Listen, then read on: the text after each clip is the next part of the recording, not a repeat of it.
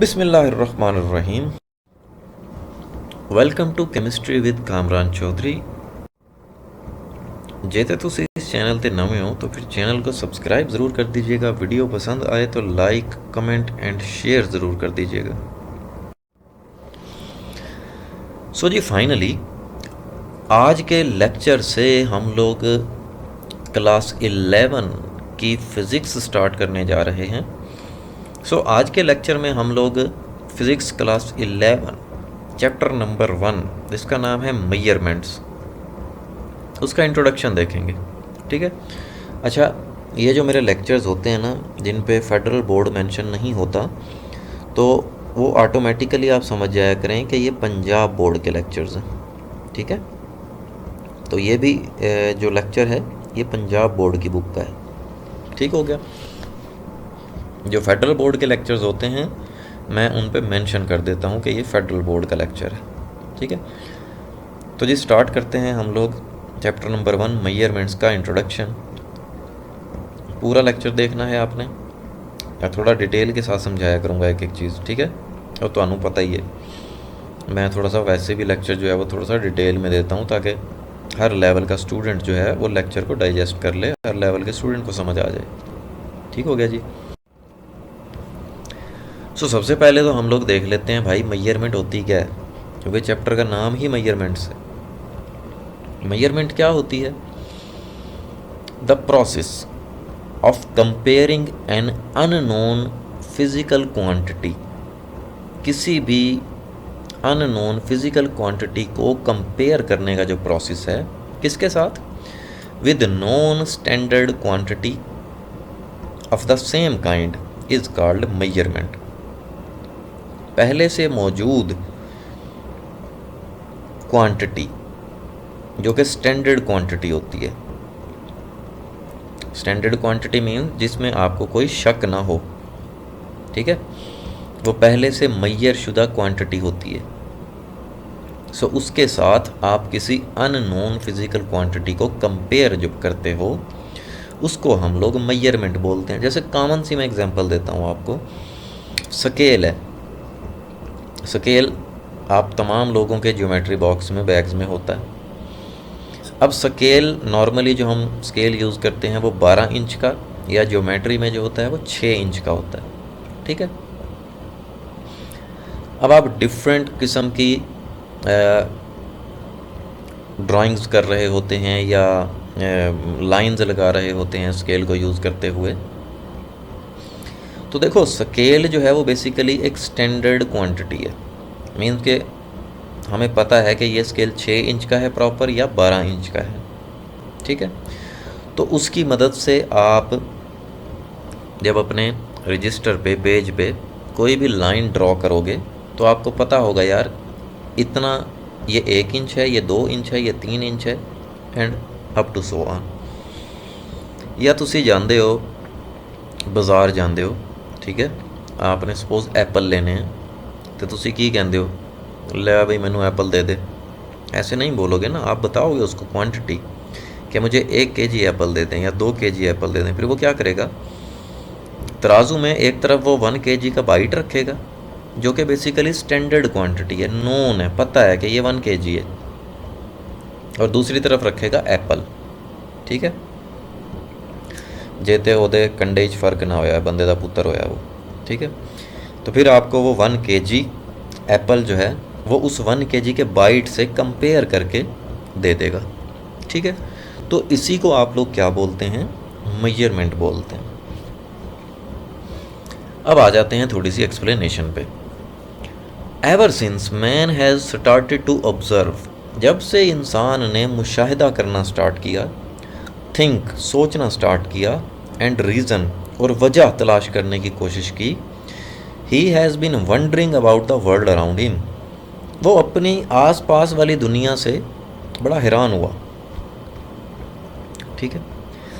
फिर क्या हुआ?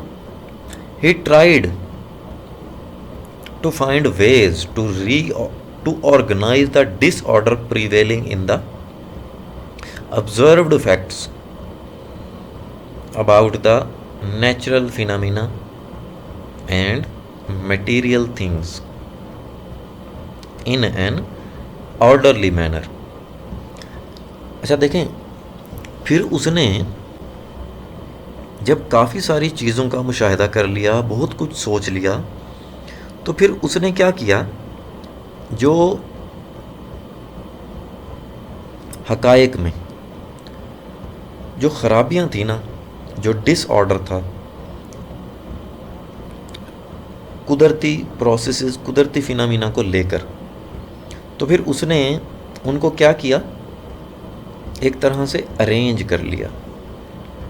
जैसे देखो ना, अगर हम लोग घर में आते हैं और कमरे में देखो ना, अगर बहुत सारी चीज़ें बिखरी हुई हों, कितना बुरा लगता है ना। फिर आप क्या करते हो, उन चीज़ों को प्रॉपरली अरेंज करते हो। कपड़ों को उठाकर कपड़ों वाली अलमारी में रखोगे, जूतों को उठाकर जूतों वाले रैक में रखोगे, ठीक है। तो ये जो अरेंजमेंट है ना, ये बहुत ज़रूरी है, ठीक है। बाकी जो डिसऑर्डर होता है या जो अनअरेंज्ड चीज़ें होती हैं, वो फिर बड़ा इंसान को इरिटेट करती हैं, ठीक है जी। अब काफ़ी सारा नॉलेज, काफ़ी सारी इंफॉर्मेशन इकट्ठी हो गई, अब उसको किसी ना किसी तरह अरेंज भी तो करना है, ठीक। फिर हिज अटेम्प्ट्स, मीन्स के वो इंसान की बात कर रहे हैं, his attempts resulted in the birth of a single discipline of science. Science के एक शोबे ने जन्म लिया जिसको नेचुरल फिलॉसफी बोलते हैं, ठीक है। मीन्स के उसने जो सोचा, जो ऑब्ज़र्व किया, ठीक है, फिर उससे जो रिज़ल्ट निकाले, उनके बाद साइंस के एक और शोबे ने जन्म लिया जिसको नेचुरल फ़िलॉसफी बोलते हैं। अब नेचुरल फ़िलॉसफी और साइंस, ये दो वर्ड यूज़ हुए यहाँ पे। अब सबसे पहले तो मैं साइंस का बता देता हूँ आपको कि साइंस क्या भला होती है। साइंस क्या होती है, basically is the study of the nature, कुदरत की स्टडी, and behaviour of natural things, और जो कुदरती चीज़ें हैं उनका behaviour, and the knowledge that we obtain about them, और जो हमें इल्म हासिल होता है उनसे, इन तमाम की स्टडी को हम क्या बोलते हैं, साइंस बोलते हैं, ठीक है। या सिंपली साइंस क्या होती है, बेसिकली नॉलेज को बोलते हैं, ठीक है। किस चीज़ का नॉलेज, नेचर, नेचुरल थिंग्स और उनका बिहेवियर, ठीक है। अब नेचुरल फिलॉसफी क्या होती है, the study of set of all the things, तमाम चीज़ों की स्टडी, विच आर नेचुरल, जो कि कुदरती हैं, are subject to the normal working of the laws of nature, या कुदरत के कवानीन के मुताबिक काम करती, ठीक है। उन तमाम चीज़ों की जो स्टडी है उसको हम नेचुरल फिलॉसफी बोलते हैं। अब there was a huge increase in the volume of scientific knowledge, जैसे मैंने अभी आपको बताया कि बहुत सारा साइंटिफिक नॉलेज इकट्ठा हो गया up till the beginning of 19th century, 19वीं सदी के स्टार्ट तक,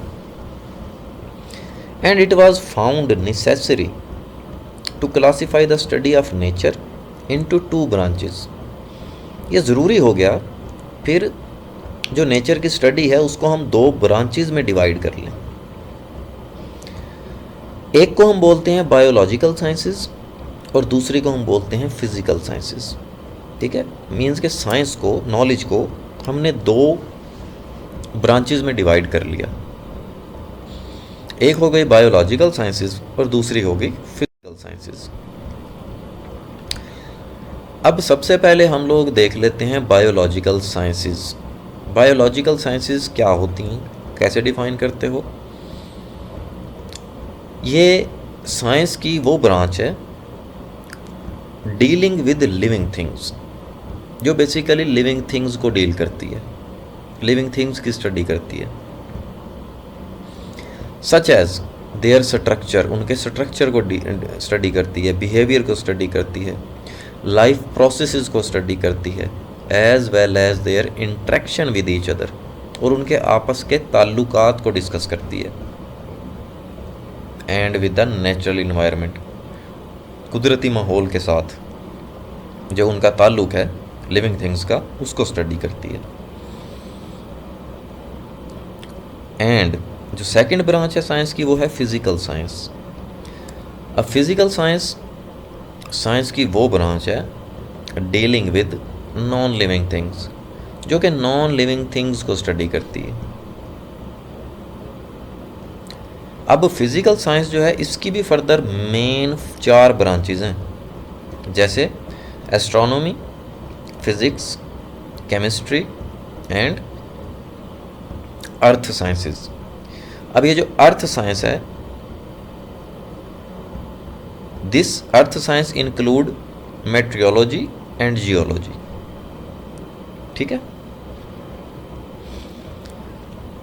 साइंस की 2 branches, biological sciences, physical sciences, क्या होती हैं आपको समझ आ गया।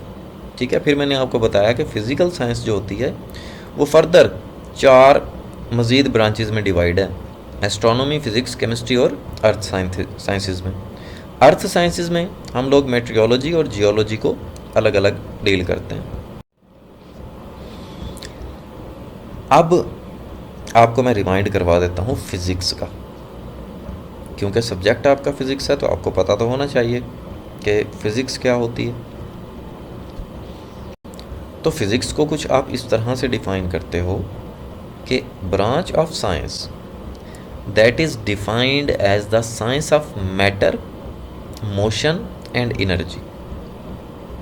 मैटर, मोशन और एनर्जी की जो स्टडी है उसको हम क्या बोलते हैं, फिज़िक्स बोलते हैं। हुण इत्थे तुसी 3 वर्ड आपने यहाँ पे देखे, मैटर, मोशन और एनर्जी। तो बारी बारी हम इन तीनों को देख लेते हैं। मैटर बचपन तो पढ़ते आ रहे हो तुसी जदों दी अक्खां खोलियां ने। मैटर की हुंदा है कि एनीथिंग